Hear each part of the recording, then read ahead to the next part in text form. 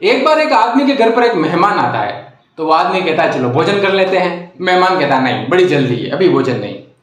तो वो आदमी अपने बेटे को 10 रुपए देता है और कहता है कि जाओ जाके जलेबी लेके आ जाओ, कुछ नाश्ता हो जाए। लेकिन ध्यान रखना, जलेबी होनी चाहिए बिल्कुल गर्म, जैसी कढ़ाई से निकले लेकर आ जाना।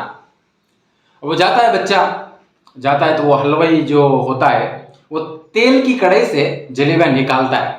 तो अब चाशनी की कढ़ाई में डालेगा, लेकिन वो बच्चा रोक देता है, नहीं, मेरे पापा ने कहा है कि बस जैसी कढ़ाई से निकले गरम गरम जलेबी लेकर आ जाना।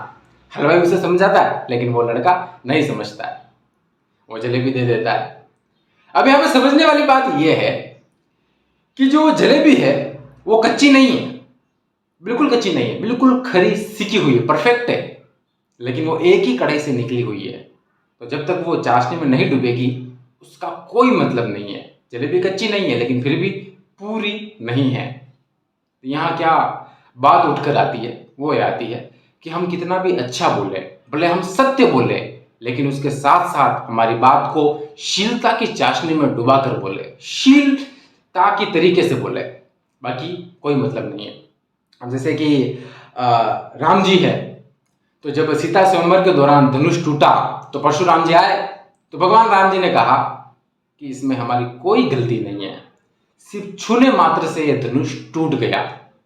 उसी बात को लक्ष्मण जी कहते हैं। कैसे कहते हैं? इसमें राम जी की क्या गलती है, जैसे छुआ टूट गया, कोई गलती नहीं राम जी की।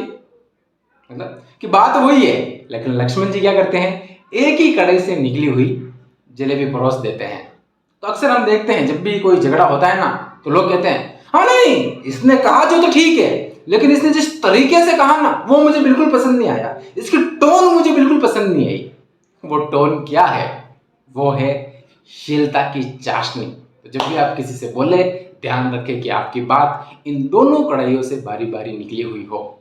आप सभी का बहुत बहुत धन्यवाद। आप सभी हमेशा खुश रहें।